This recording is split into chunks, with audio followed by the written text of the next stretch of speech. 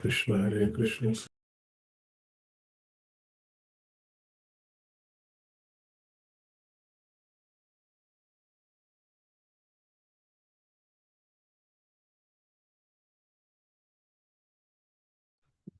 Hare Krishna Hare Krishna Krishna Krishna Hare Hare Hare Rama Rama Rama Hare Hare. Hare Krishna, dear devotees, let us continue our study of Sri Isopanisad. Let us begin with our auspicious invocation prayers. Om Ajnanatimirandhasya Jnananjana Shalakaya Chakshurunmilitam Yena Tasmai Shri Gurave Namaha. Nama Om Vishnupadaya Krishna Pristhaya Bhutale Shrimate Bhakti Vedanta Swaminite Namine Namaste Saraswati Deve गौरवाणी प्रचारिणे निर्विशेष शून्यवादी पाश्चात्य देशतारिणे जय श्री कृष्ण चैतन्य प्रभु नित्यानंद श्री अद्वैत गदाधर श्रीवासादि गौर भक्त वृंद हरे Krishna Krishna Krishna Hare Hare Hare Ram Ram Ram Hare Hare Hare Krishna. So dear devotees, we are going to start from mantra 6. Please try to keep your videos on like we are sitting in a classroom. So we are studying Sri Isopanishad by Srila Vyasadeva, mantra 6.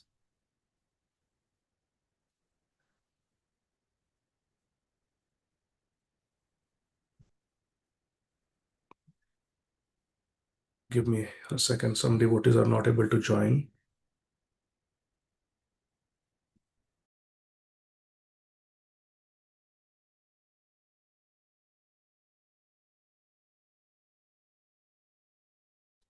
Hare Krishna, Prabhuji, Dhanush Pranam. Prabhuji, I think devotees are joining on some other call. It's a different link, I think.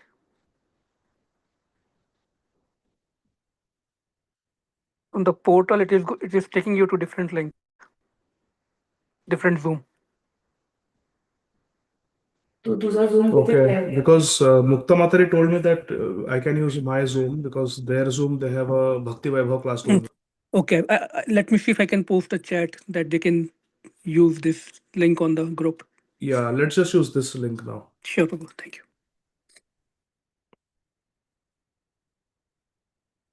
Sorry for the confusion. Hare Krishna Krishna Krishna Hare Hare Hare Rama Rama Hare Hare. Hare Krishna Krishna Krishna Hare Hare Hare Rama Rama Hare Hare. Until some more devotees join, we will recite the two verses from Isopanishad, the invocation verse and the first mantra. We are supposed to memorize both of these. First one, Om Purnam Adha Purnamidam Purnat Purnam Udachyate Purnasya Purnamadaya Purnam Eva Vashishyate. Om Purnam Adha Purnamidam Purnat Purnam Udachyate Purnasya Purnam Adaya Purnam Eva Vashishyate. Ishavasyam idam sarvam Yatkincha Jagatyam Jagat Tena Tyaktena Bhunjitha Magrida Kasya Svidhanam. Ishavasyam idam sarvam Yatkincha Jagatyam Jagat Tena Tyaktena Bhunjitha Magrida Kasya Svidhanam. Ishavasyamidam sarvam yatkincha jagatyam jagat tena tyaktena bhunjitha ma grida kasya svidhanam. Okay, so many of you have joined. So let's get started now.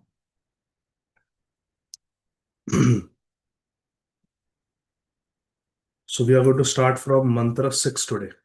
Isopanishad, mantra 6. Correct? We have done till mantra 5, right? Okay. So let's start with mantra 6. Yastu sarvani bhutani atman evanupashyati सर्वभूतेषु चात्मानं ततो न विजुगुप्सते. यस्तु सर्वाणि भूतानि आत्मन्येवानुपश्यति sarvabhuteshu chatmanam tato na vijugupsate. Yastu sarvani bhutani atman evanupashyati sarvabhuteshu chatmanam tato na vijugupsate. Translation: He who systematically sees everything in relation to the Supreme Lord. Yastu sarvani bhutani atman evanupashyati. Anupashyati means to observe in a systematic way. Yastu sarvani bhutani atmani. Atmani means in relationship to Paramatma. So Srila Vyasadeva is saying one who systematically sees everything in relationship to the Supreme Lord, Krishna, Paramatma, who sees all living entities as parts and parcels of Paramatma, and who sees the Supreme Lord within everything, never hates anything or any being. So, very beautiful mantra. Bhagwan Vyasadeva is saying, one who sees everything in this world, see, all of us are seeing. Every day, day in and day out, we see, we observe. Srila Vyasadeva is teaching us that we should see everything in relation to Bhagwan.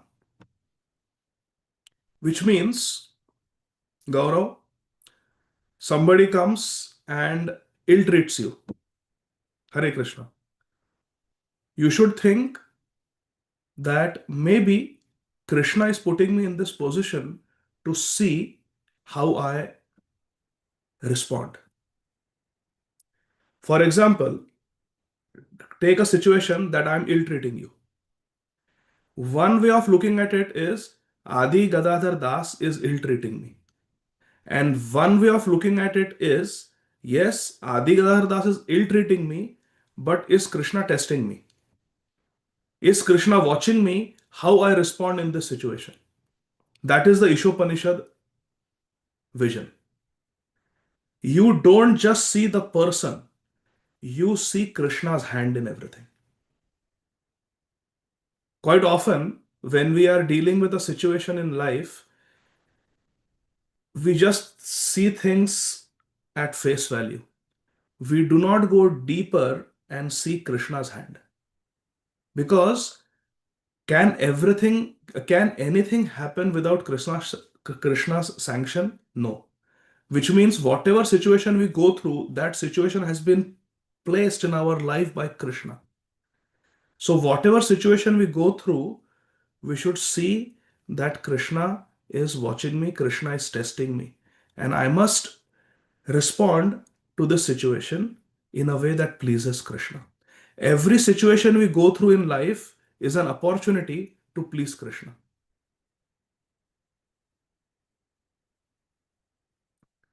Haridas, when you are taking an exam, some questions are easy, some questions are tough. Correct? Both the questions have been given to you by the examiner. Correct?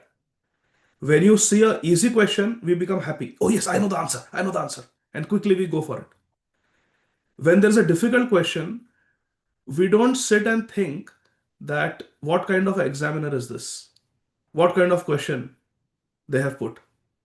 We don't waste time. A difficult question comes, we try to answer it to the best of our ability, knowing that easy question and difficult question, both questions have been given to us by the examiner. Similarly, happy situations in life and difficult situations in life, both are given, sanctioned by Krishna. And both are opportunities to please Krishna. If in the joyous situations we get carried away and we forget the sufferings of others, we become proud, we become arrogant, we become greedy for more happiness, then we have failed the test. And in times of difficulty, if we forget Krishna, or if we start doubting Krishna and we lose faith, then also we failed the test. Happy moments in life are opportunities to practice Krishna consciousness very seriously and train ourselves. And difficult situations in life are meant to increase our surrender and our dependence on Krishna. I will say something that I have heard from His Holiness Bhakti Tirtha Swami Maharaj, and I would like all of you to note it down and reflect on it. The more we sweat in peace, the less we bleed in war. Hare Krishna. Happy times in life are meant to do more bhajan. Difficult times in life are meant to increase our dependence and surrender to Krishna. The more we sweat in peace, the less we bleed in war.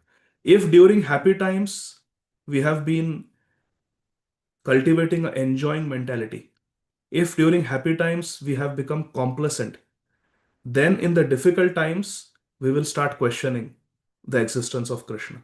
We will start losing faith. If in happy times we have developed a strong relationship with Krishna, in the difficult times it will be very natural for us to take complete shelter of Krishna. So here Isopanisad is advising us that we should see every situation in life with Krishna's hand in it. We must see Krishna's hand in every situation of life. And we should see all living entities as Krishna's parts and parcels, and we should see Krishna within everyone and everything. The result will be that we will not hate anybody. How can we hate somebody if we can see Krishna in their heart? Isn't it? How can we hate somebody when we see Krishna in their heart?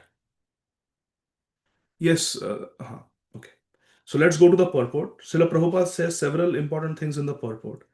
Srila Prabhupada begins the purport by saying, this is a description of a Mahabhagavat. Now, this type of mentality where we see every situation in life as planted by Krishna in our life. When we see Krishna in everyone's heart, or at least we remember that Krishna is in the heart of this person, and we see Krishna in every situation of life. This is the state of consciousness, my dear friends, of a Mahabhagavat. Who is a Mahabhagavat? Can someone answer? Srila Prabhupada says, this is a description of the Mahabhagavat. This mantra 6 is description of Mahabhagavat. How do you define a Mahabhagavat? Yes, Golok Vasini Mataji. Hare Krishna Prabhu Dhanvat Pranams. Prabhuji Prahlad Maharaj. Yesterday I watched Mahanarsimha movie. He's the perfect example of what shloka we are doing right now here. Yes, so that in is a every Mahabhagavat. situation, in every situation, whether it is happiness or it is a depressing situation, he always take it as a gift or a receiver that is coming from Lord Vishnu. Correct. Very good example. Prahlad Maharaj is the Mahabhagavat. He is the example of a Mahabhagavat. And Mahabhagavat is a person who is a Uttam Adhikari, a pure devotee. There are 3 levels of devotees. There is the Kanishta Adhikari who has faith in Krishna. Adhikari means, see, many times, my dear friends, we call somebody Kanishta Adhikari. Hey, that's a Kanishta mentality. Hey, that's a Kanishta Adhikari. We use the word Kanishta Adhikari as if someone who is good for nothing. But we have to remember, Kanishta Adhikari also is to be respected because he is Adhikari. He has Bhakti Adhikar. In fact, Srila Jiva Goswami in the Sandarbhas writes that a Kanishta Adhikari also can never fall down. So we say, he fell down, he was a Kanishta Adhikari. No, Kanishta Adhikari means he has Bhakti Adhikar. How can he fall down? Kanishta Adhikari is not a very mature devotee. Kanishta Adhikari has faith in Krishna, but it's just I and Krishna. Kanishta Adhikari doesn't worry about the devotees. Madhyam Adhikari is what we should all try to aspire to be immediately. We want to be good Madhyam Adhikaris. A Madhyam Adhikari has got 4 characteristics. Prema, Maitri, Kripa, Upeksha, Yaha Karoti, Sa Madhyama. Madhyam Adhikari is the one who has got 4 characteristics, 4 types of dealings with 4 personalities. With Ishwar, with Krishna, he has prem. He has love for Krishna. He loves Krishna. He is very devoted to Krishna. Madhyam Adhikari. Prem, Maitri. Towards the devotees of Krishna, the Madhyam Adhikari cultivates friendship. Maitri. Prema, Maitri. Towards the innocent, ignorant, who are Balisheshu, who are childlike innocence, but they are ignorant. What are the characteristics of a child? A child doesn't know. A child is ignorant and a child is innocent. So people who don't know about Krishna, but they are not envious of Krishna. They are just ignorant. Nobody told them about Krishna. They are not bad people. To such people, the Madhyamadhikari will show Kripa. Kripa means mercy.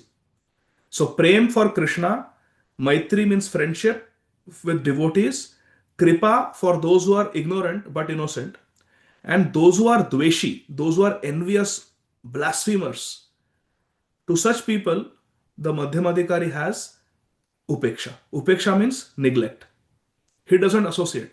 He doesn't mix with people who are against Krishna consciousness. So, what are the four characteristics of a Madhyamadhikari? Four types of dealings with four different personalities. Who can tell? Prema, Maitri, Kripa, Upeksha, Yah Karoti Sa Madhyama. Yes, Sudamini Sundari Mataji. Where are you? You have to raise your hand. Okay, yes. You can answer now. Yes, Prabhuji. Dhanjavad Pranam. Prema, Maitri, Kripa, and Upeksha. Prema for Krishna, Maitri for Lord's devotees, Kripa for the ignorant, Balish, and Upeksha for the envious. Correct. So these are the characteristics of a Madhyamadhikari. And Uttam Adhikari is a person who sees Krishna everywhere. Yomam pashyati sarvatra, sarvam cha mai pashyati, tasyaham na pranashyami, sa cha mena pranashyati. In Bhagavad Gita, Lord Krishna says, one who sees me everywhere and everything in me, for him I am never lost, nor is he ever lost to me. Someone who loves Krishna, someone who knows the Shastra properly and can convince others about the conclusions of Shastra, and someone who has very strong faith in Krishna, that person is a Uttam Adhikari, Mahabhagavad. So this verse describes a Mahabhagavad. And we should try to aim for becoming a pure devotee, a Uttam Adhikari. But in our practical dealings, we should try to be a good Madhyamadhikari. Why? Because a Madhyamadhikari can preach. A Uttam Adhikari generally cannot preach. Because Uttam Adhikari sees Krishna everywhere, in everyone. How can you preach to Krishna? Isn't it? So Uttam Adhikari is a very exalted state. But for all practical purposes, for us to serve our Guru Maharaj's mission, our immediate aim should be that I want to be a good Madhyamadhikari, which means I should have these four types of dealings. I want to cultivate prem, love for Krishna. I want to cultivate maitri, friendship with Krishna's devotees. I want to preach and show compassion to the innocent, ignorant people by telling them about Krishna. And number four, upeksha. I want to avoid those people who are envious of Krishna and blaspheme Krishna. So this particular verse is about a Mahabhagavad. The Supreme Lord's presence is realized in three stages. And Srila Prabhupada goes on to explain Kanishtha, Madhyam, and Uttam. We already discussed that. And Srila Prabhupada finally says, 1, 2, 3, fourth paragraph, those who imitate. So now see, now please listen carefully. Many times devotees have this tendency, there are 5 rasas. Which is the best rasa? Madhurya ras, Manjari Bhav. So I am in Manjari Bhav. So that tendency is there. Just because Manjari Bhav is the highest, I want to cultivate Manjari Bhav. They don't know anything about Manjari Bhav, but they want to cultivate Manjari Bhav. So this is not a very mature way of approaching our spiritual identity. We have to grow organically in our spiritual life. Krishna will reveal to us what is our bhav. We should try to be good Vaidhi Bhaktas, good sadhaks, and slowly Krishna will reveal what is the attraction in our heart and we'll come to know. But generally, the tendency is that because Manjari Bhav, because Madhurya Rati is the highest, I want to say that I am in that ras. Why? Because if Madhurya Ras is the highest and I am in that ras, that means I am highest. I am best. That is the subtle consciousness behind that attitude. We want to align with the best so that I am the best. That is why in the material world, we take great pride in saying, I went to the top college, because that indirectly means I am top. I am the best. So that is the mentality behind that. And we have to guard against that mentality. So Now, when we read about three types of devotees, Kanishta Adhikari, Madhyam Adhikari, Uttam Adhikari, a neophyte devotee, a medium advanced devotee, and a highly advanced devotee.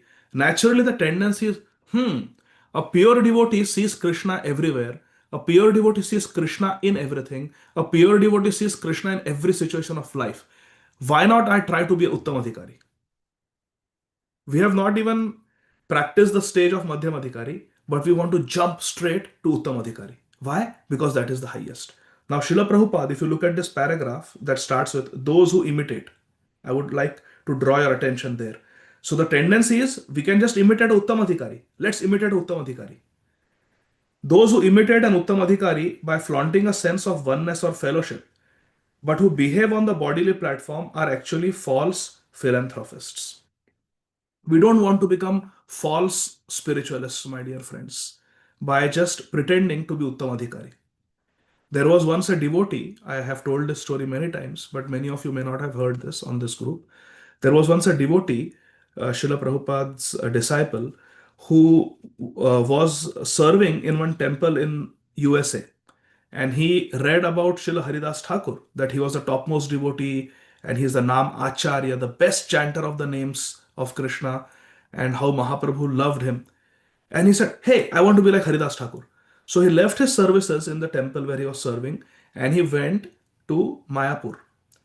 And there he was not doing any service, but all day he would sit and chant.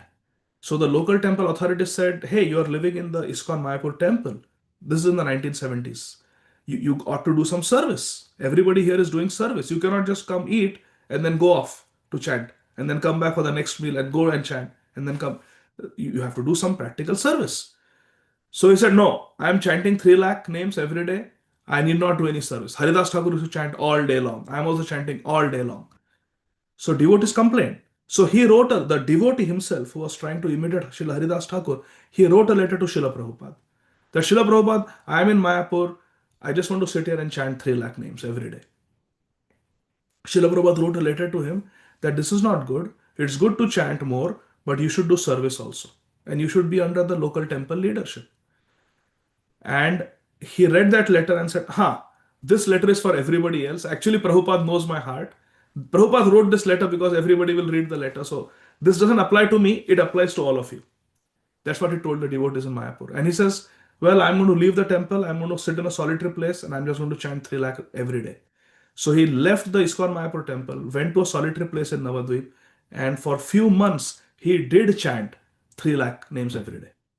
And he was getting respect. People would bring prasad for him. They would offer obeisances to him. He was getting some fame. And then Srila Prabhupada came to Mayapur a few months later. Prabhupada landed in Kolkata. From Kolkata, Srila Prabhupada took a ambassador car and he was going to Mayapur. On the way, they stopped at a gas station to fill petrol in the ambassador car. And when they were filling petrol, the devotees who were with Prabhupada, they said, Prabhupada, look, who is filling petrol in the car? And Prabhupada looked, and lo and behold, it was the same devotee who was chanting 3 lakh names every day. And Srila Prabhupada said, what happened?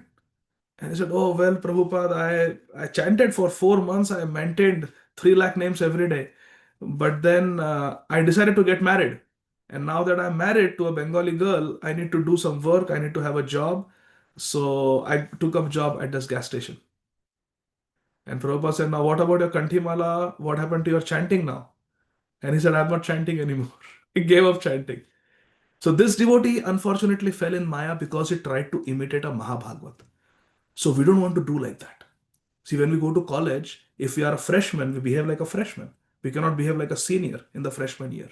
But when we study, we clear the exams and we actually become a senior, then we can behave like a senior, isn't it? So same thing in spiritual life.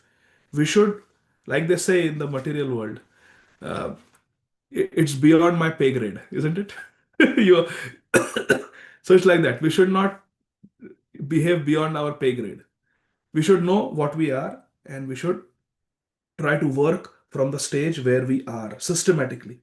Srila Prabhupada in the next paragraph says, Anupashyati is the Sanskrit word used in this connection. Anu means to follow and Pashyati means to observe. Pashyati means to see and Anu means to follow. Thus the word Anupashyati means one should not see things as he does with naked eye, but should follow the previous acharyas, which means we have to see life through the teachings of the previous acharyas. Can I give you one example about this? You will remember in the life of Sri Nityananda Prabhu in Ekachakra that sannyasi came when Nityananda Prabhu was 12 years old. And he told Hadai Pandit and Padmavati Devi, the parents of Nitai, that I want to take your son with me. And they were devastated because they loved their son so much. How could they part with a 12-year-old son? And in those days, sannyasi takes your son means gone forever. You'll never see that child again. Because there was no Facebook, no USPS, no WhatsApp, nothing. A child is gone means gone. You'll never ever see. It is social death when a sannyasi takes your child, because a sannyasi will make that child into a sannyasi. So it was very heartbreaking for Hadai Pandit and Padmavati to receive that request from that sannyasi. At the same time, the sannyasi was a very respectable guest and you cannot offend a guest. So they went inside the house to discuss what to do. And Padmavati said, my dear husband, whatever you decide is what I will go with. And Hadai Pandit said, we are in a very difficult situation. The sannyasi is asking for our son. Let us see what the previous acharyas have done. And immediately Hadai Pandit remembers Ramayana. And says, oh, Vishwamitra Muni had come to the court of Dasharath Maharaj and he asked for Lord Ramachandra. And at that time, Dasharath Maharaj, taking advice from Vashishta Muni, gave his son Ram to Vishwamitra Muni. Therefore, my dear wife, Mahajanoyana Gatha Sapantha, one should always follow the path shown by the previous acharyas. Therefore, I feel we should give our dear darling Nitai to this sannyasi. And that's how Hadai Pandit and Padmavati Devi gave Nitai to that sannyasi. This teaches us, my dear friend, that whenever we are in a difficult situation, we should think, what does Shastra say? What have the previous Mahajans done in this situation? Now, you tell me any situation in modern life that we face, any difficulty, any dilemma, any difficult, complicated, challenging situation. And I can guarantee you, there is a parallel example in Srimad Bhagavatam or our revealed Shastra about a great devotee who was in a similar precarious situation. And from that we can learn what I am supposed to do now. Throw any situation at me. Raise your hand and throw any situation at me. And I will tell you example from the Shastra, how one particular devotee was in that situation. Think and hold it. Ask at the end if you like. But every situation, there is a parallel example in Shastra which teaches us what we are exactly supposed to do in that situation. Nobody has been stripped naked in front of 14 lakh men.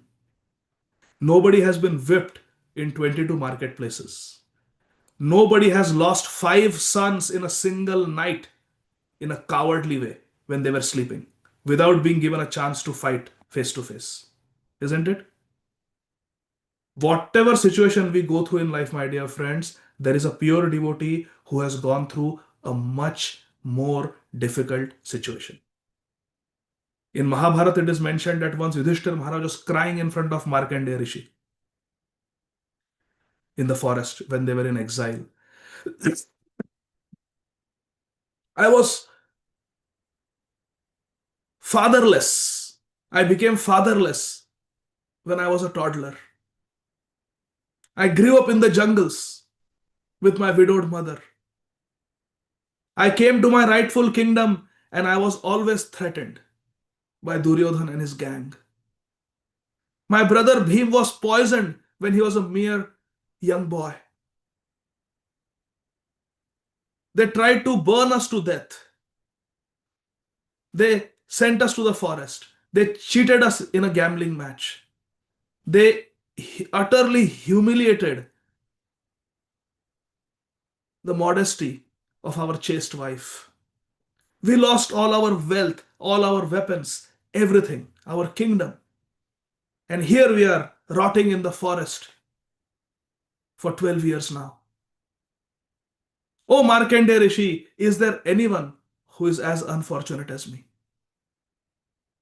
And Shripad Markandeya Rishi said, and this Yudhishthira Maharaj tells Markandeya Rishi the evening when Jayadratha abducts Draupadi. Yudhishthira and his brothers, they have gone to the forest to get some fruits Draupadi is alone at home with Dhaumya Rishi. Jayadratha comes and tries to abduct her. Of course, she is retrieved, she is rescued within a couple of hours. But that evening, when Markandeya Rishi comes, Yudhishthir is very shaken. He's very sad about the happenings of the day. And he poses this question in front of Markandeya Rishi. Is there anyone? My wife was abducted in the forest. Jayadratha touched her today, put her on forcefully on his chariot. Is there anyone who is as unfortunate as anyone has faced so many misfortunes as me? And Markandeya Rishi says, my dear Yudhishthir, your wife was abducted for 1 hour. In 1 or 2 hours, she was rescued. But Sita Devi was abducted by Ravan and she was away from Ram for 11 months. Yudhishthir, you are living comfortably with 4 brothers who are at your beck and call, always serving you. My Ram was sitting alone in the cave for the 4 months of Chaturmas, chanting the name Sita, Sita, Sita, as Lakshman stood outside the cave in separation. Yudhishthir, your wife has the Akshay Patra given by Surya Dev. Every day, 56 bhog is cooked in the Akshay Patra. You eat, so many sadhus eat to your heart's content. My Ram ate only some fruits and wild roots for 14 years. Like that, one after the other, one after the other.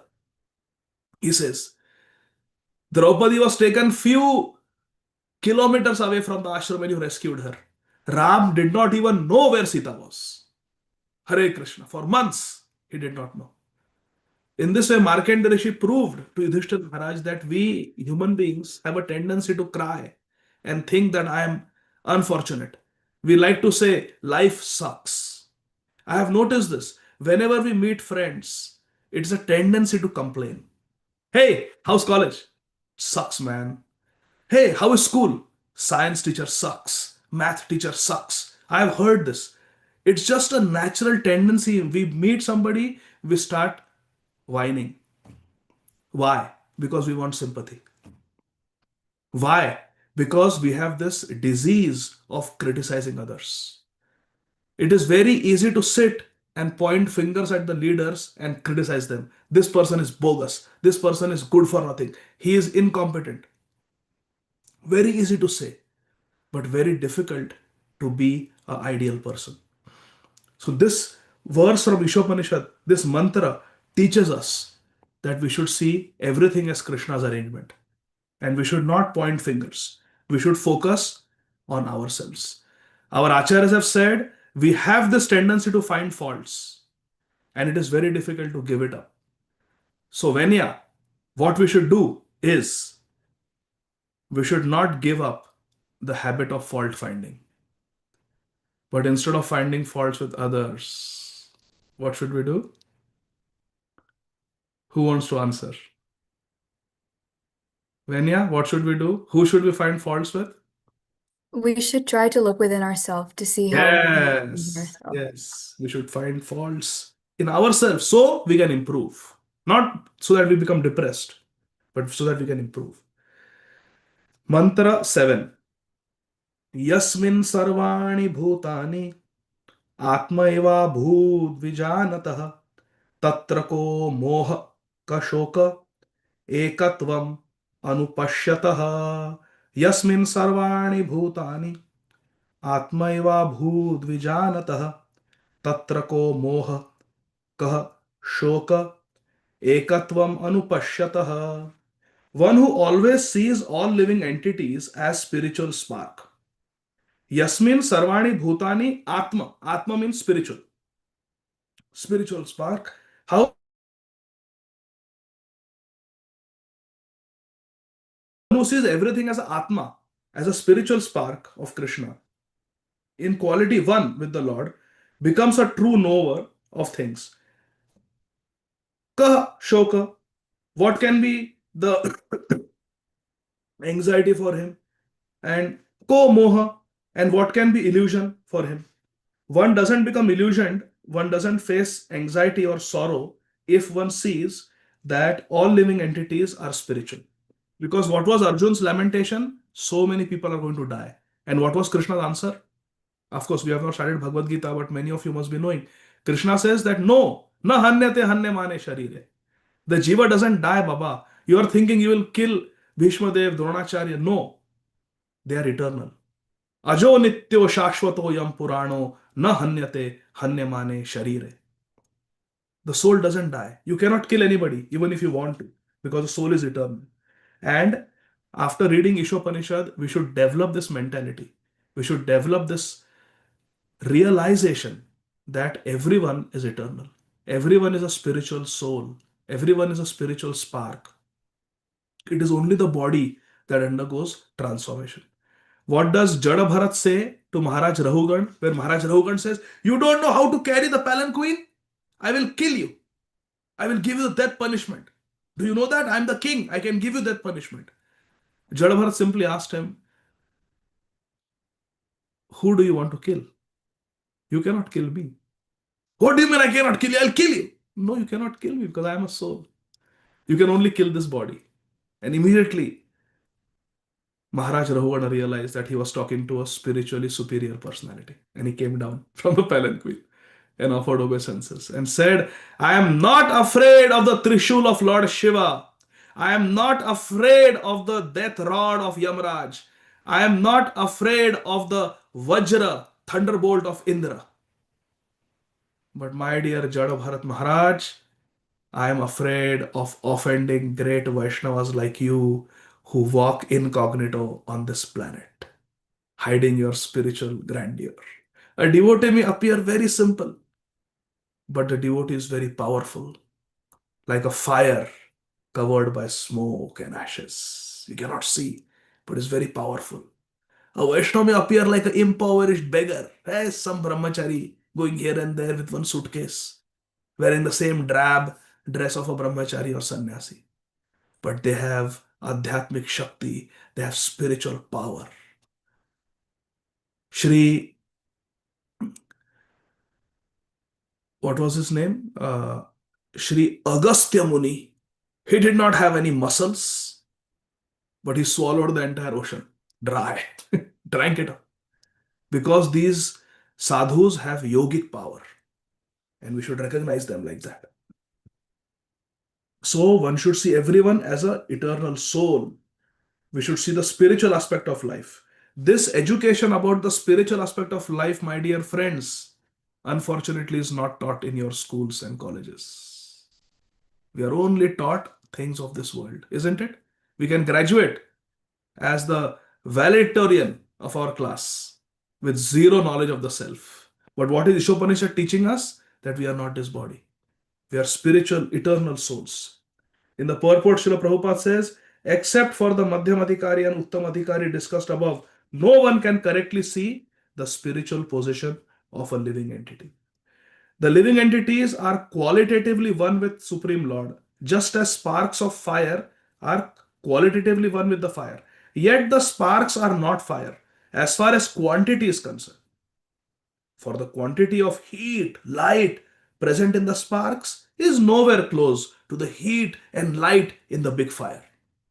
Can you give me another example of how we are qualitatively one with Krishna, but quantitatively different from Krishna? Yes, Arav. Hare Krishna, Prabhuji. Hare Krishna. We're like water droplets, and then Krishna's like a big ocean. Ocean and a drop of ocean. Excellent analogy. Similar to sparks and the fire. Sudevi, you have another example? No, Prabhuji, I had the same. Same one. Okay. There is another example that Srila Prabhupada gives in his purports. Yes, Ananya. The sun ray and the sun. The sun ray and the sun. Excellent. Another example that Srila Prabhupada has given in his purports. Yes, Ananta Vilas Prabhu. It's a gold mine. Yes, very good. A small piece of gold and the whole gold mine. Qualitatively same, but quantitatively very different. Drop of ocean and the whole ocean. The ocean has waves, ocean has tsunamis, ocean has pearls, ocean has coral reef, ocean has whales and sharks. The drop of the ocean doesn't have any of those things.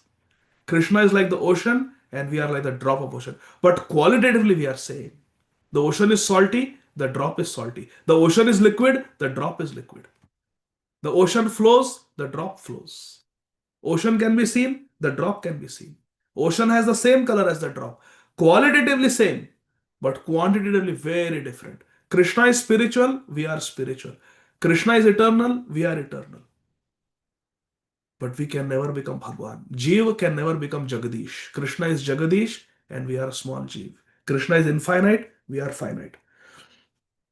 Now, further down in the next paragraph, you can see Srila Prabhupada writes, in this mantra, the words Ekatvam Anupashyatah indicate that one should see the unity of all living entities from the viewpoint of revealed scriptures.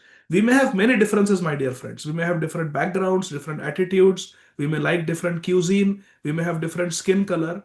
At the end of the day, we should see that we are all brothers and sisters. Because Krishna is everyone's father. Pitaham asya jagatam, mata dhata pitamaha. That we must cultivate. Otherwise, what happens is, my dear friends, we become so absorbed in the differences that we have that we forget or neglect to see the similarities. Can I share something with you? Once I was watching a debate between His Holiness Srila Hridayananda Goswami Maharaj and a Christian missionary. They actually invited Hridayananda Maharaj on TV, and this is on YouTube. You can watch it. And what was interesting, I have not watched the whole debate. I watched few minutes, but what was very striking to me was the Christian missionary begins by saying, okay, so you Hare Krishnas, you engage in deity, you engage in idol worship. So tell me, what are the differences between Christianity and you Hare Krishnas? And His Holiness Hridayananda Goswami Maharaj gave a very beautiful answer. He said, let us talk about what are the similarities first. Haribol, a complete paradigm shift. Instead of focusing what are the differences between Christianity and the Hare Krishnas, let us see what are the similarities. We have so much in common. You believe in one God, we believe in one God. You believe that we should surrender to God, we believe we should surrender. You believe that we should love God with all our heart and soul, we believe we should love God with all our heart and soul. You believe in praying, we believe in prayers. Haribol. Let us talk about the similarities. So sometimes we get so carried away by the differences in life that we just forget about the similarities. Many times there are such differences even among devotees that when we talk about them, we talk with such hatred, or we talk as if they are less than human. Our message may begin with Hare Krishna, please accept my humble obeisances. All glories to Srila Prabhupada. And then, my God, what we write after that is nothing like obeisances, nothing like all glories. It's just blasphemy. So we should not do like that. We should always remember the differences also. Once two devotees were having a severe disagreement, and I happened to be there, and their spiritual master was there, and the spiritual master said, you just answer yes or no. Brought both the devotees in front. They had severe disagreements about service. They had completely different viewpoints. Both were brought in front of each other. And their Guru Maharaj said, you just have to say yes and no. Yes and no answers. First devotee. Do you believe Srila Prabhupada is your Param Guru? Yes, Maharaj. Do you? Yes. Do you believe that Hare Krishna Mahamantra is the best mantra for us in Kali Yuga? Yes, Maharaj. Do you believe in Hare Krishna? Yes. Do you believe in Srila Prabhupada's books? Yes. Do you believe? Yes. Do you believe in the morning program? Yes. Yes. Do you believe in the deity worship the way? Yes. Do you believe in offering bhoga to Krishna so it becomes personal? Yes. Went on for a dozen such important points that we do every day in life, which are so big. And then Maharaj said, you have agreement on so many deep things, and you have this one little disagreement about this one particular service, and you are not wanting to look at each other, you are not willing to talk to each other, even though you have so many similarities, even though you agree on so many things. Because you disagree on one thing, you won't see each other's faces. You will talk bad about each other. Does that make sense? And they both said, sorry, Maharaj. And they embraced each other. So we should always remember the similarities also, my dear friends. Srila Prabhupada continues in the next paragraph. The spiritual entities are meant for enjoyment, as stated in the Vedanta Sutra 1.1.12. Anandamayo Vyasa. This is very, very important, my dear friends.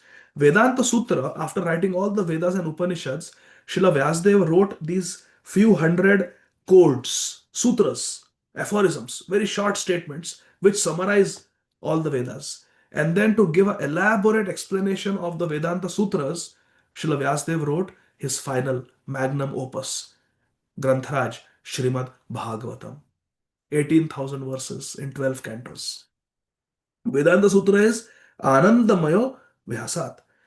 That it is the nature of the soul to be happy. By nature and constitution, every living being, every soul, including Krishna, and each of his parts and parcels, which means me. Krishna has two types of parts and parcels: Swamsha and Vibhinnamsha. Swa-amsha and Vibhinnamsha. Swamsha means Krishna's direct expansions, like Krishna becomes Ayodhyapati Ram, Krishna becomes Lord Narasimhadev. These are Swa-amsha. Krishna becomes Mahavishnu. These are Swamsha, his own expansions. And then there are the Vibhinna Amsha, separated parts and parcel, which is all of us, Jivas. Okay? So two types of expansions from Krishna. Swamsha, and this is in Chaitanya Charitamrita. Swamsha and Vibhinnamsha. Swamsha are the Vishnu Murtis, and Vibhinnamsha are all the Jivas in all the species of life. Now, all of them have a nature to be happy. Anandamaya means happy eternally. What is the problem then? The living beings who are engaged in the material tabernacle are constantly seeking enjoyment, but they are seeking it on the wrong platform. Now, let us think of this. Shravan, suppose you lose your keys and you're looking in your room, everywhere, but the keys are in the next room. Will you ever find those keys? Shravan? Is there any possibility you will find the keys? No. Not for like a good like amount of time, because like our frustration will build up and we might just like storm out completely. Yeah, as long as you are looking in the wrong place, you will never find the keys. Because the keys are in a different room. No matter you use what strategy, what methodology to search for the key, systematic, grid pattern, step by step, retracing, it won't work because it's not there. Similarly, my dear friends, please pay attention. This world is Dukhalaya. And what is our Swarup? What is our constitutional nature? Anandamaya. We are Satchid Ananda. So we are supposed to be Ananda, happy. And where are we? Dukhalaya. Krishna says this world is Dukhalaya. Hari Bol. You see the dichotomy? We are in Dukhalaya, but we are looking for Sukh. Will we ever find Sukh in this world? No, we are looking for the key in the wrong room. The key is in the next room. Go there, you'll find it. So happiness is with Krishna because Krishna is Sat Chid Ananda Vigraha. Ishvara Parama Krishna, Sat Chid Ananda Vigraha. Krishna is Ananda Vigraha. Krishna is full of happiness. And if we connect with Krishna, then we will also derive happiness. But we are trying to look for happiness in Dukkhalaya. I will come up with democracy. I will come up with capitalism. I will come up with this new car. I will come up with this new app. I will come up with this new banking method. I will invest here. I will do this. I will move to this neighborhood. I will go to that college. I will get a job in this company. And we think all these things will make us happy. My Guru Maharaj, His Holiness Srila Radhanath Swami Maharaj, when he was 18 years old, he was a vegetarian. He would sit on the floor and eat. He would not wear brand new clothes and shoes. He would use second hand. He never had a girlfriend. And when he was 18 years old, his father told him that, Richard, everyone in your class has some boyfriend, girlfriend. Everyone is having fun. They like to wear new clothes. They like to go out, enjoy. Maharaja's father's exact words were, you don't do any of these things. You are queer. Maharaja's father used the word queer. Queer. You are such a queer child. You're so strange. You're so different. Why? And Srila Radhanath Swami Maharaj, 18-year-old boy, replied to his father that I am happy. I may be queer, but I'm happy. And then the father said, no, that's not the way to be happy. Just make friends, get good education, get a good job, fulfill the American dream. You and your wife should be working, 2 incomes, a single family home, 2 cars, and a dog, and 2 children. That's the American dream. You fulfill this dream and you'll be happy. And one of those 2 cars should be a minivan. That's the American dream.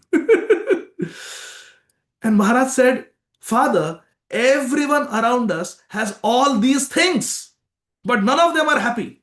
There must be something to life. There must be something more to life than this. And that is what I'm searching for, Father. And really, we are looking for happiness in Dukhalaya. None of the friends, none of the parties, none of the relationships, no restaurants, no food, no amount of education or job or money can make us truly happy if we don't have Krishna in our life.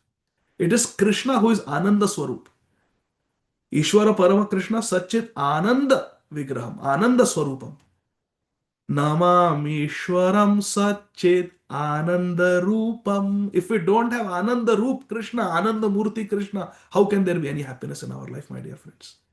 So this should be very clear from today's mantra, from today's purport, that happiness is in being with Krishna. Happiness means to connect with Krishna, who is Ananda Vigraha. And being away from Krishna means no happiness. Sri Chaitanya Mahaprabhu tells us in Chaitanya Charitamrita, Krishna bhuliya sei jeev anadi bahirmukh ataeva mayatare deha samsar dukh. We get dukh, we get sorrow in this world because we have forgotten Krishna and we have turned away from Krishna.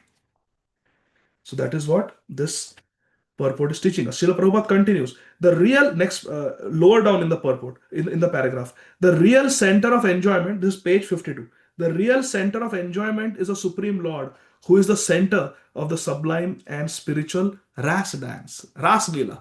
Prabhupada is remembering Ras Leela here in Isopanisad, in this purport. Look at Srila Prabhupada's vision. He's a Pakka Brajvasi, Srila Prabhupada. He's saying, real enjoyment is to be with Krishna in the Ras Leela. Isn't that sweet? Srila Prabhupada in Isopanisad, in this purport, he is remembering the Ras Leela of Krishna and says real happiness is to be in Ras Leela with Krishna. As soon as one realizes his perfect form of oneness, there can be no question of moha and shoka, illusion and lamentation. Because see, the verse says that one who sees Krishna everywhere, remembers Krishna everywhere, sees everyone as part and parcel of Krishna, tatra ko moha ka shoka. What is the shok and moha for that person? What is the lamentation and illusion for that person? And then Srila Prabhupada makes a very strong statement in the next paragraph. A godless civilization arises from illusion, and the result of such a civilization is lamentation. We think civilization will make us happy. Hum saath saath hai. Nahi. Even though we will be saath saath, we are all suffering in this world. There can be no happiness without Krishna. A godless civilization such as that sponsored by modern politicians is always full of anxieties because it may be crushed at any moment. My dear friends, when I was doing my residency in New York, I had a very close neighbor, very close friend, Chinese. They had come from China and they had 4 children. So in our friendly talk, I said, 4 children is a lot. How do you, so, we are from China. It's one child policy there. This is 2007. One child policy, and we so badly wanted to get out of China. And we are in US, it's a free country. Oh, we are so happy. 4, we want more than 4. We'll have 6 children. Bigger the family, the better it is. And I couldn't understand what joy they were talking about. But recently I was talking to one devotee, and he told me that the devotees who are translating Srila Prabhupada's books from English into the Chinese language, they were saying that in the Chinese vocabulary, there is no word for God, the Supreme Personality of Godhead, Bhagavan, Ishvara Parama. These terms do not exist in the Chinese dictionary. I don't know if there's a fact or not, but this friend was telling me. And therefore, they had to come up with a word that literally means force, FORC, instead of God, because it is such an atheistic civilization, the Chinese civilization. There is no concept of God. It's a godless society. Materially, they may be so advanced, but you see, when those people come out of the country, they feel so relieved. Hare Krishna. They feel so relieved. Because a godless society can give us material things, it cannot give us happiness. This is the bottom line. There cannot be happiness in a godless civilization. That's what Prabhupada is saying. A godless civilization is full of anxiety and it will be crushed at any moment. And Srila Prabhupada says in the second last paragraph, the Supreme Atma or Paramatma alone maintains all the individual Atmas. All of us are maintained by Krishna, the Supreme God. And now we'll do the last mantra, mantra number 8. Saparyagat Shukram Akayam Avranam Asnaviram Shuddham Apapavidham Kavir Manishi Paribhu Swayabhur Yatha Tathyothorthad Vyadadhat Chas Vatibhya Samabhya. Bhagwan Vyasdev is further saying, such a person, which person are we talking about? A person who sees Krishna everywhere. Such a person must factually know the greatest of all, the personality of Godhead, who is unembodied. Very important word. Unembodied. Akayam. Kaya means what? Body. Akaya means doesn't have a material body. Unembodied. He is omniscient, beyond reproach, without flesh, blood, veins, pure and uncontaminated, the self-sufficient philosopher who has been fulfilling everyone's desire since time immemorial. Bhagwan Vyasdev in this mantra 8 is giving so many wonderful characteristics of the Supreme Personality of Godhead, Bhagavan, Shri Krishna. That Krishna doesn't have a material body. He is Akayam. We have Kaya. He is Akayam. He is Shukram. He is fully powerful. Avrinam. He is without reproach. Cannot make mistake. Cannot be chastised. Asnaviram, he is without a material body of flesh, blood, arteries, veins. Shuddham, Krishna is completely pure and he purifies others. Apapa vidham means even if somebody is impure, Krishna can make that person apap. Krishna can purify. Prabhupada says like prophylactic, like an antibiotic or like a vaccine. Krishna can protect us. Kavi means he knows everything, he is omniscient. Manishi, Krishna is the greatest philosopher. And Paribhuhu, he is the greatest of all. And he is Swayambhu. Nobody created Krishna. Krishna is without origin. Anadir. He has no other origin. Swayambhu. He is self-sufficient. A person should know the Supreme Lord as such. In this way, one should understand Krishna. All these qualities of Krishna, we should remember. That Krishna is completely pure. Krishna can never become impure. Krishna can never be contaminated by sin. Krishna doesn't have a material body. His body doesn't have veins and arteries. Krishna is omniscient. Krishna can never be chastised.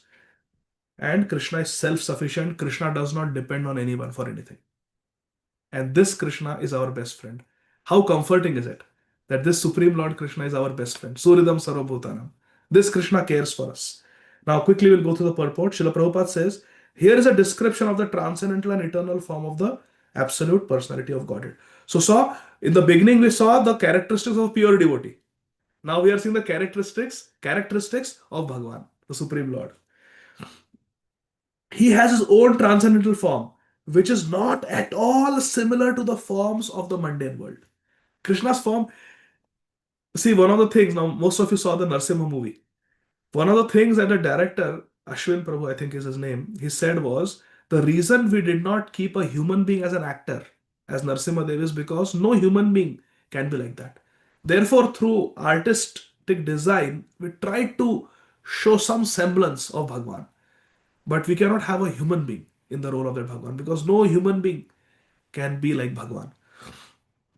So Krishna's body is not like our body. It may appear to be like our body. We have two hands, Krishna has two hands. We have two eyes, Krishna has two eyes.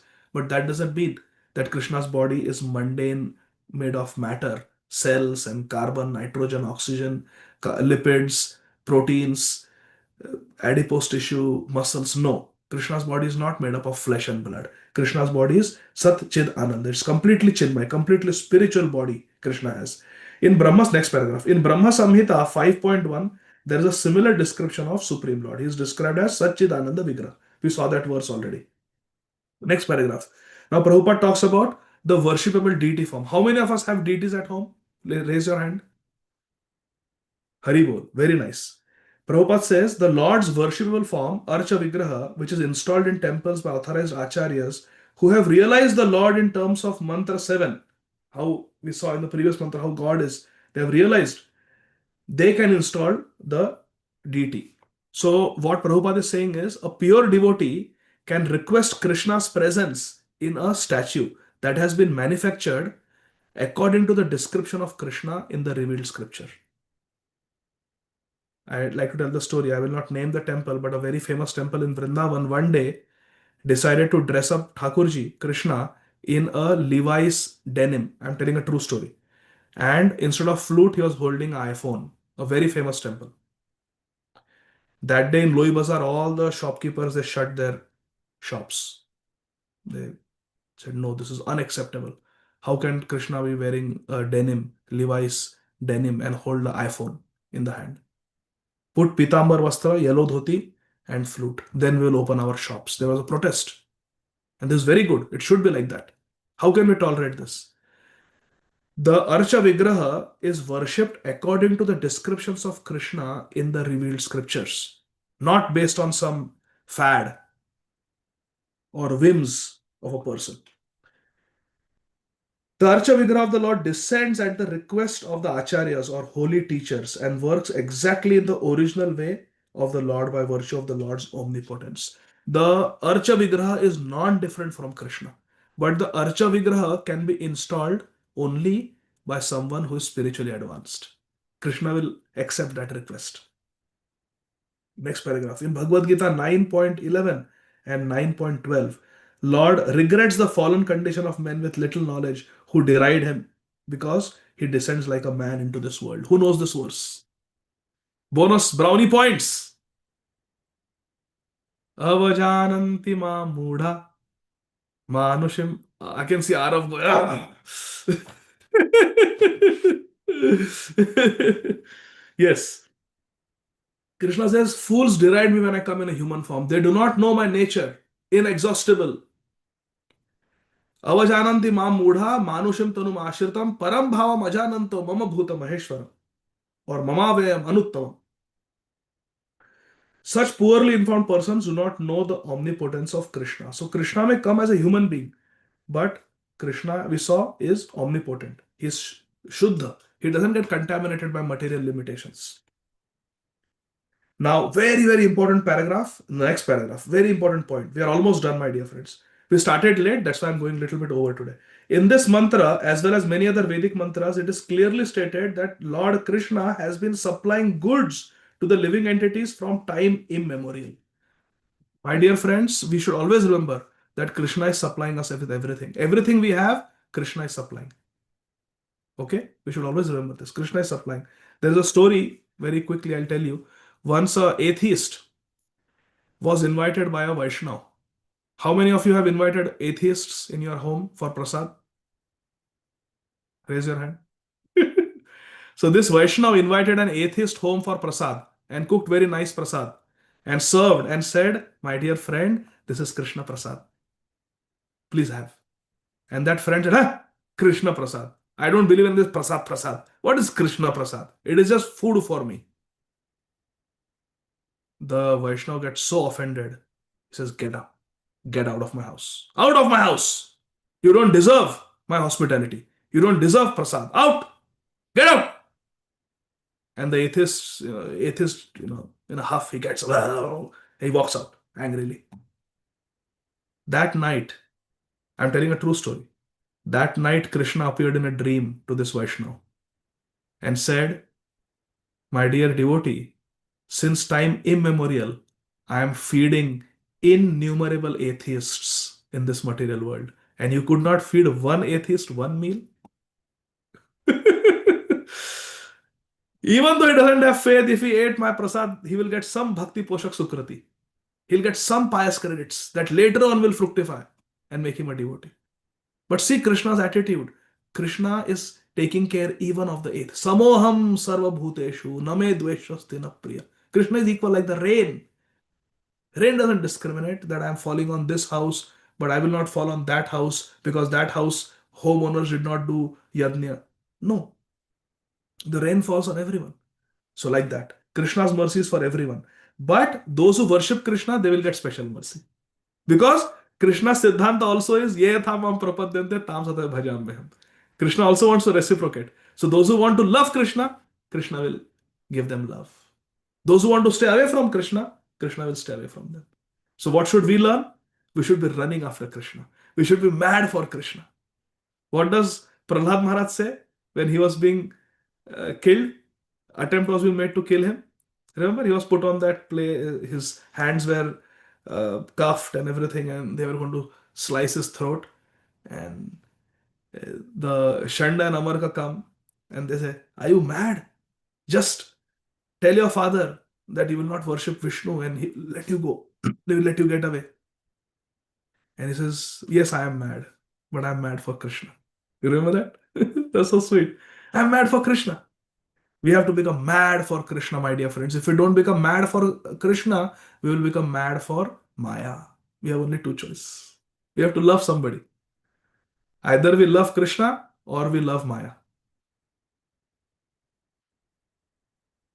To confirm that the Lord is always pure and uncontaminated, Sri Isopanisad describes him as Shuddham and Apapaviddham. Shuddham means he's completely pure, and Apapaviddham means prophylactic. And Prabhupada explains prophylactic means even if someone is impure, when they come in contact with Krishna, they become pure. And last end of the paragraph, there is no question of Krishna's being affected by sin. Krishna killed so many people when Jarasandha attacked. Krishna killed so many people, demons. He killed the washerman of Kamsa when he entered Mathura just for not giving him clothes. Does that mean that Krishna is contaminated by sin? No, never, because he's Shuddham. And now, very beautiful analogy, and I will conclude by drawing your attention to this analogy. I request everyone to look at the end of the purport to Mantra 8, please. Very beautiful analogy. You can think of this analogy and just smile. Hari Bol. Krishna is compared to sun. Krishna Surya Sama. The sun extracts moisture from many untouchable places on the earth. Now imagine a dog poop. Some irresponsible neighbor has not picked up after their dog. They walk the dog and they leave the dog poop. But what happens is the sunlight shines on that poop and makes it into pure manure. It's a matter of time. Haribol. Does the sun become contaminated by being exposed to that dog poop? No. The sun remains pure, but the poop will become purified because of sun. Sun will never get contaminated. Similarly, Krishna is like the sun and nothing can contaminate Krishna. But even if someone is like a dog poop or hog poop or human poop, if one comes in contact with Krishna, who is all pure, that person will eventually become purified. It takes time. ऐसा नहीं कि you put exposed dog poop for 5 minutes and then start touching it. No. It will take time. It will take many days, many weeks. But that dog poop will become pure manure. And it will actually help in the growth of plants and grass. So Krishna is like the sun. Krishna will never get contaminated. But anybody who comes in contact with Krishna, even though one will be like poop, one will get purified. So I really like this example very much that Srila Prabhupada gives here. So with this, I will stop. Shri Isopanisad ki jai, Srila Prabhupada ki jai. Sorry we started late, but next time I will have to figure out. It was showing for me, user has been blocked, so I could not log in. So we'll have to figure out what the problem was. But as a backup, we have this Zoom account. If there's any problem, we can just do it on this Zoom link. Thank you very much for your patience. Again, I apologize for the delay. Hare Krishna. And we will meet on Monday now. Thank you. Hare Krishna. Srila Prabhupada ki jai. Nitai Gaur Hari Bol. No questions. Okay. So let's remember all these examples that we read today. Thank you. Arav, you have to say something? You want to say something? Hare Krishna Prabhuji. There was one thing in the class I heard today. It was like the devotee can be in such horrible conditions, but can it also be the opposite? The devotee can be in such good condition you don't even think that they're a devotee. Like it seems like they're not a devotee by their actions because it seems like they're so much like if they're living like a king or something and they're still a great devotee, and like how can you tell? How can you tell? Yeah. Gadadhar Pandit could not tell when he saw Pundarik Vidyanidhi. We are late today, but there's a beautiful description in Chaitanya Bhagavat. Pundarik Vidyanidhi was eating pan. His lips were red because of pan. He was wearing crisply ironed clothes, very expensive clothes. He had put expensive perfumes. He was sitting on a pure white sofa with servants attending to him and giving him nice beverages to drink. And he had a mirror in front of him. He had oiled and combed long hair, and he was adjusting his hair, looking at the golden buttons on his kurta. He looked so vain. But as soon as Mukunda Datta chanted, Aho Bakiyam Stanakala Kutam, that verse from Srimad Bhagavatam, immediately Pundarik Vidyanidhi went into ecstasy. So it is true that sometimes we may not be able to tell whether someone is a very great devotee or not by the externals. And therefore, we should be very careful not to judge people unnecessarily. And when we want to evaluate someone to see if I should associate with this devotee more and more or not, we should see the characteristics of that devotee instead of externals. And those characteristics are mentioned in Chaitanya Charitamrita. Kshantir avyartha kalatvam, viraktir mana shunyata, ashabaddham samutkantha, namagane sadaruchi, asaktisya gunakhyane, pritistad vasati sthale. Anybody who has these characteristics, we should associate with them. Shanti means they are willing to forgive even the worst offender. Shantir. Someone says something to them, they will even pray for the welfare of that person. Shantir. Very peaceful. It's not Shanti, it is Shanti. Means they will forgive even the worst offender very peacefully. Kshantir avyartha kalatvam. And they never waste time in mundane things. Kshantir avyartha kalatvam. Viraktir mana shunyata. They are renounced all that kurta that he was wearing. Pundarik Vidyanidhi in his ecstasy, he tore it, ripped it. All the beautiful beverages that he was apparently enjoying, he kicked them. They flew. He didn't care about it, which means he was not really attached. He is the incarnation of Vrishabhanu Maharaj. So he also appeared like a royal person, completely devoted to Krishna. Shanti Ravyartha Kalatam Viraktir Mana Shunyata. And the devotee is not egoistic. Mana Shunyata means doesn't want any respect for himself. Hari Bol. And there are many qualities. We don't have time. You can look up this verse. Shanti Ravyartha Kalatvam Viraktir Mana Shunyata. Someone can share in the chat also if you want.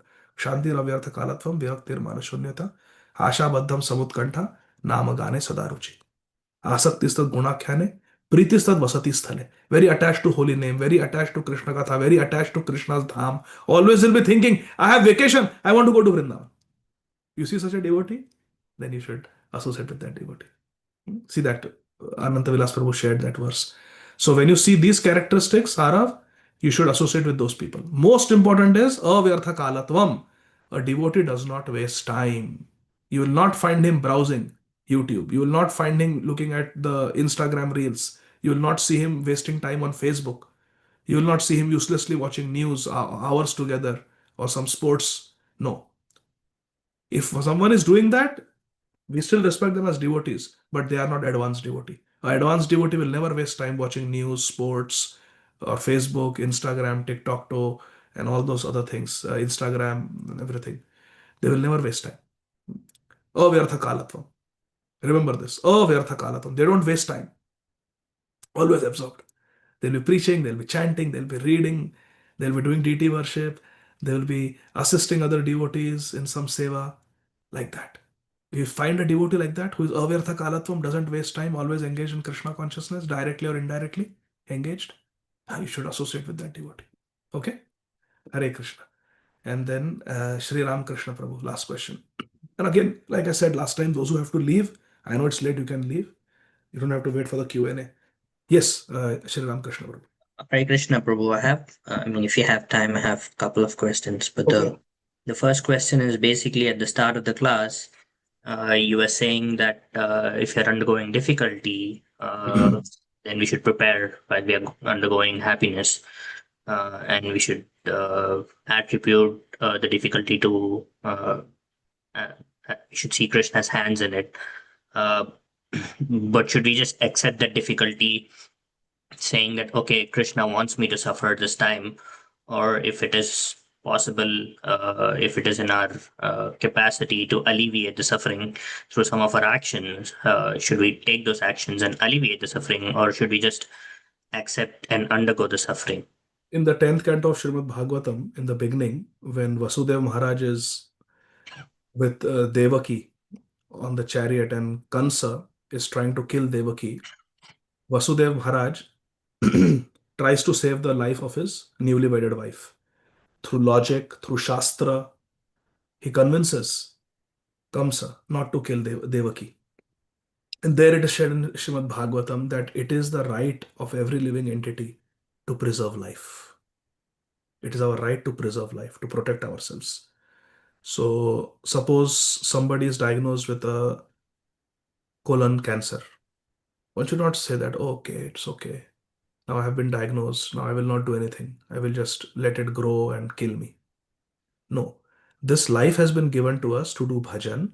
And if by reasonable efforts we can prolong life, we can preserve life in a meaningful way, and thereby engage few more years of our life in bhajan, in Krishna's service, then why not?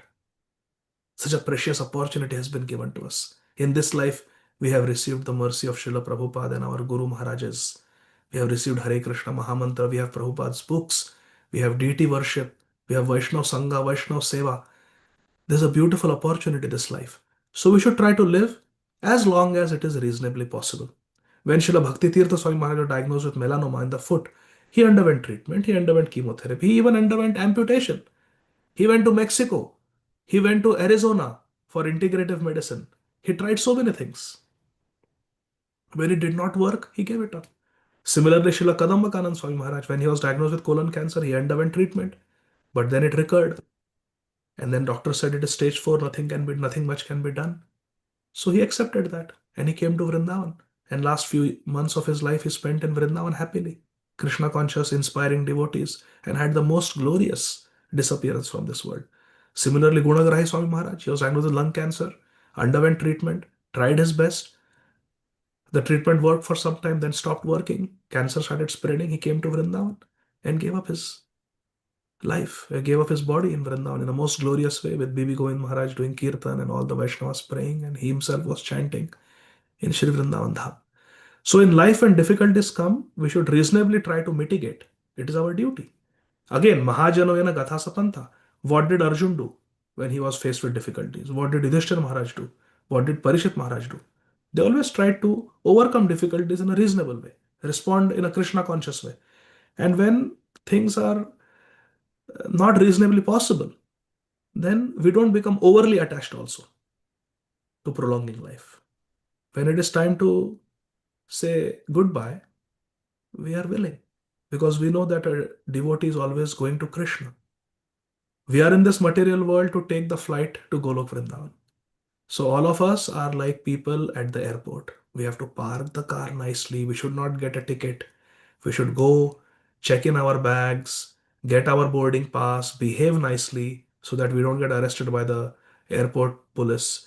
We should go to the right gate, take the right train, stand in the line, wait for our seat number to be called out, our zone to be called out, and then get on the flight. And when the flight comes and we are ready for boarding, we don't cry, "Ah, I have to board." No, We have come to board the flight. That's the purpose why we have come to the airport. So we should be happy when death comes.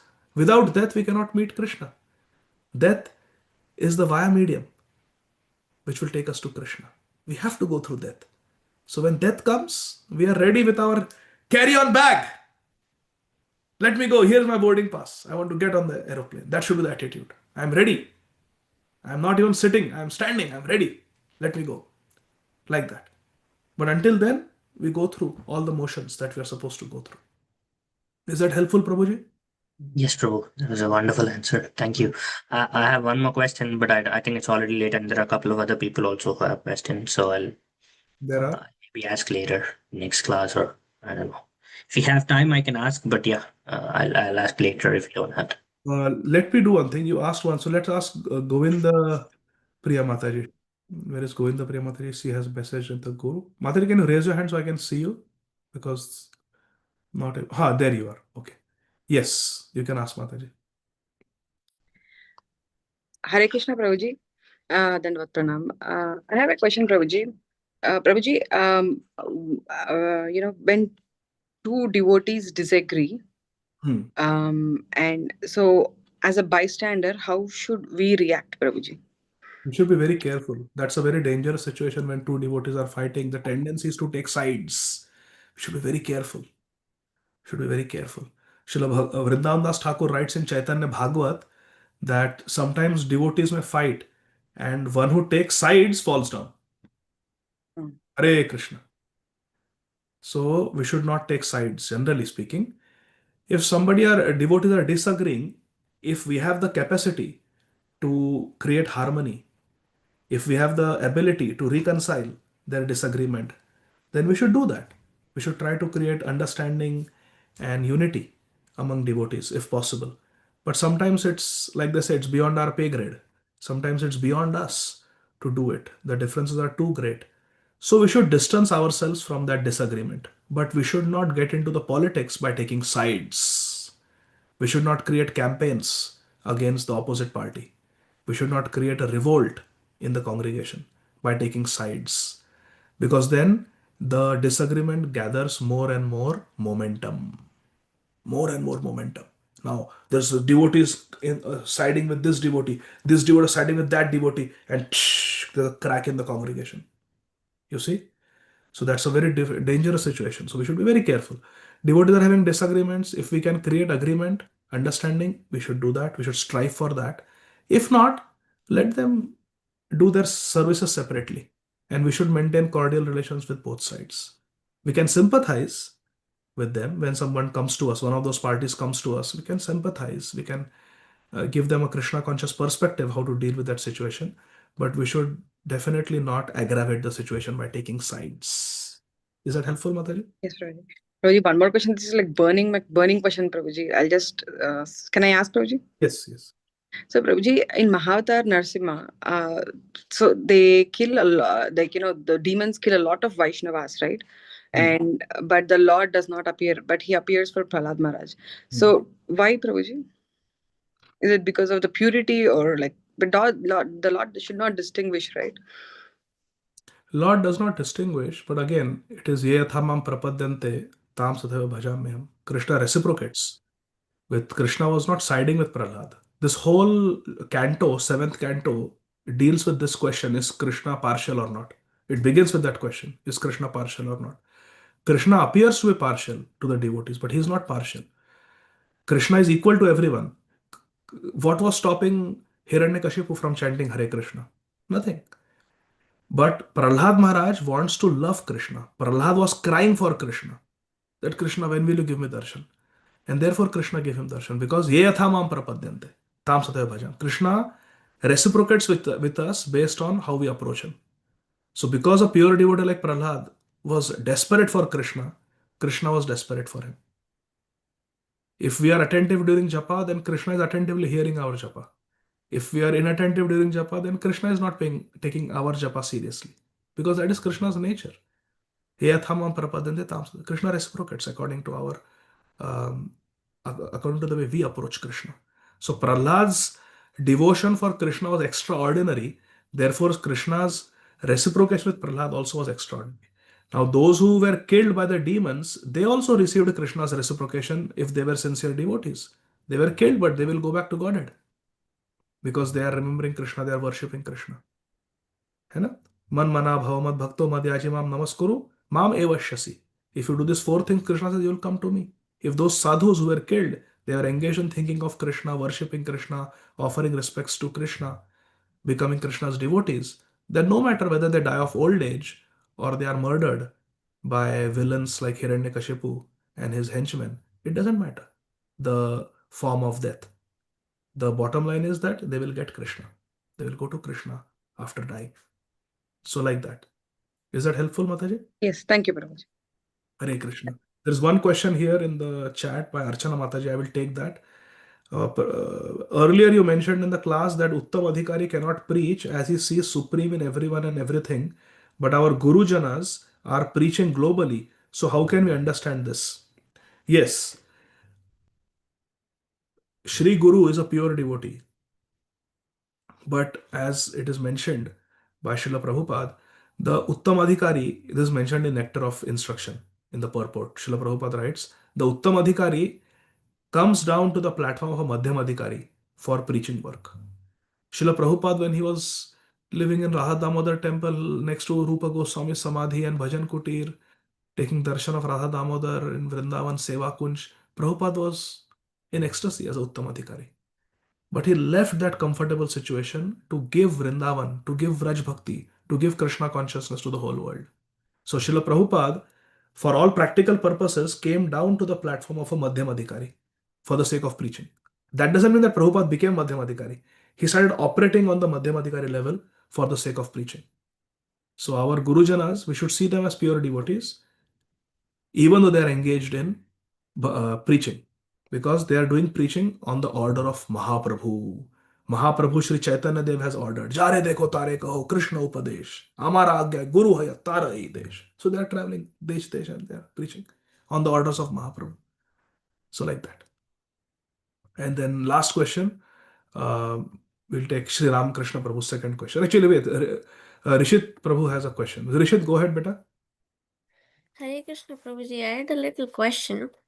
How come if we chant Hare Krishna Mahamantra inattentively, Krishna also doesn't really listen to us much attentively? But when scriptures say that even if one accidentally chants the name of the Lord, he gets eternal love for Krishna.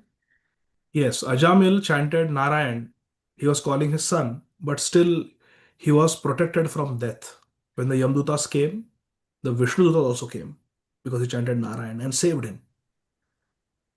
But Ajamil did not get love of Godhead by chanting his son's name as Narayan. He went to Haridwar and for 12 long years he chanted attentively the name of Narayan. And then the Vishnudutas again came and took him to Vaikuntha. So for 12 years he did attentive chanting.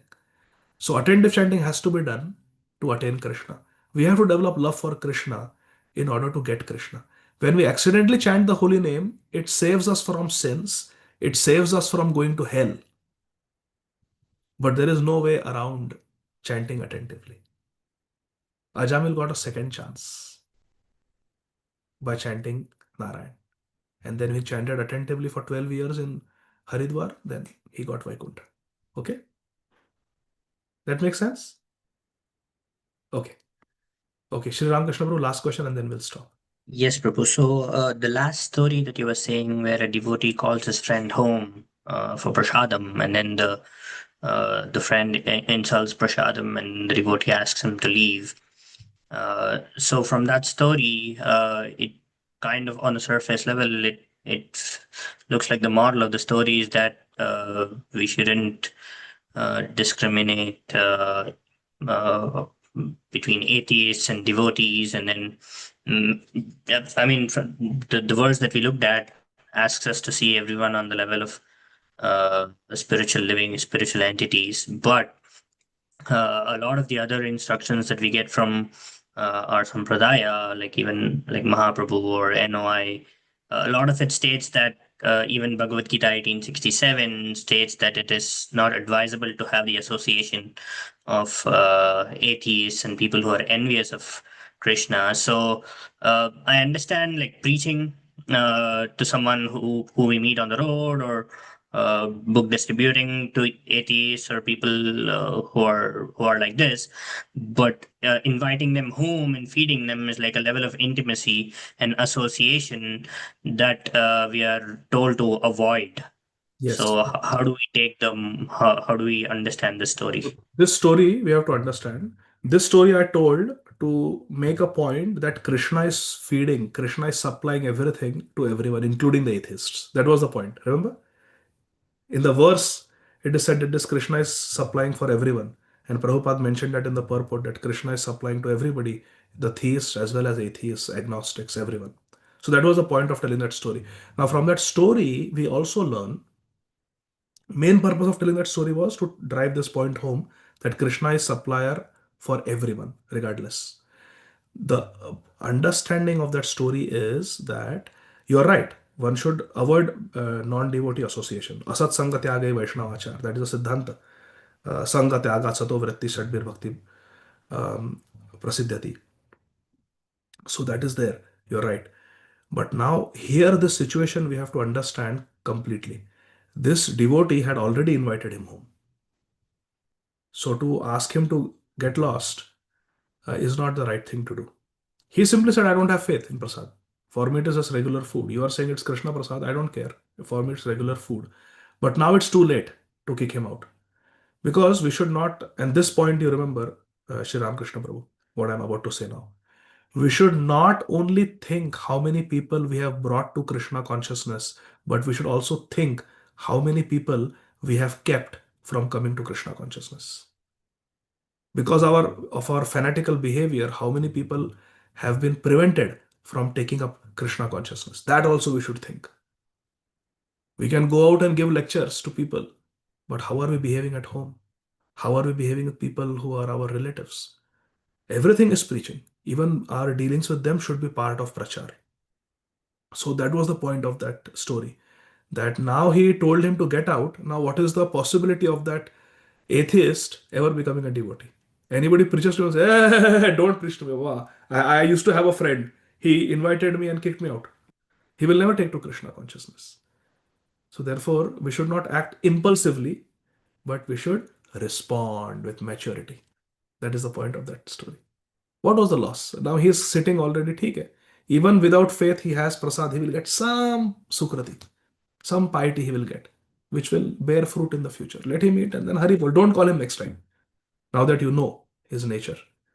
So that was the proper understanding of that story. Is that okay, Prabhu? Shri Ram Krishna Prabhu. Haribol.